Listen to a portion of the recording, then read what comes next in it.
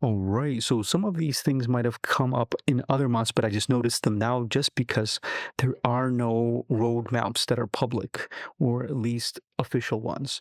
So let's see the first thing here. If you go ahead and click an image in a post, this is something I noticed that I didn't see before. You get to switch to the right and to the left.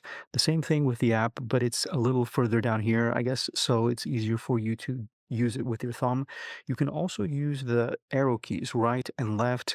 You can download the specific image here, close it here, of course, and if you click escape, it also closes down.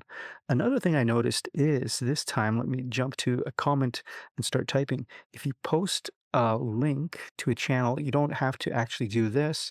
Post the link. I mean, that's the proper way of doing it. And then you see the preview.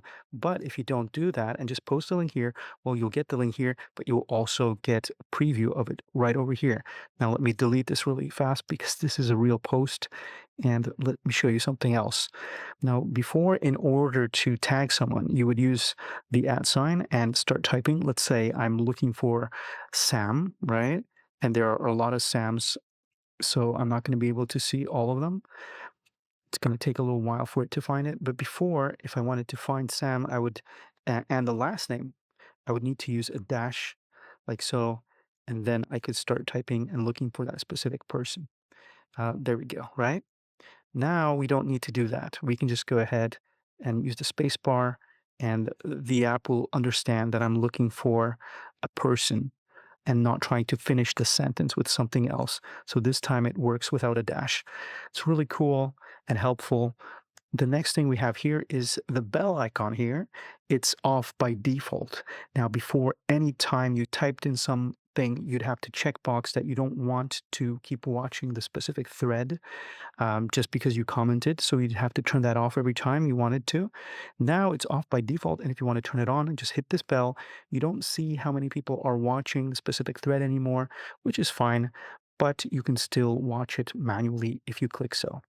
Next thing we have here are the notifications, and I think it's the same with both notifications and messages, where if you open these, you'll see the unread notifications at the very top. No need to filter them through the unread or read anymore. Just open the thing and you'll see it at the top.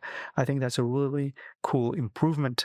Then we have also some app updates. You can go ahead and see those updates in this video that I made not too long ago, or just look in the description. I'll link it up too. Then we have another thing I noticed. This might have happened a couple of months ago, but I just learned about it through a friend. You can only send 10 DMs to 10 new people a month, a week.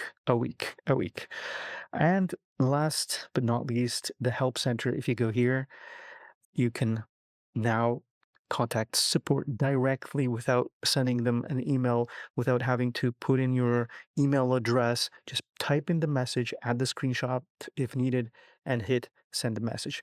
Now, another way of doing it is if you type in skool.com and then just help, it will take you to that same place. And that is it.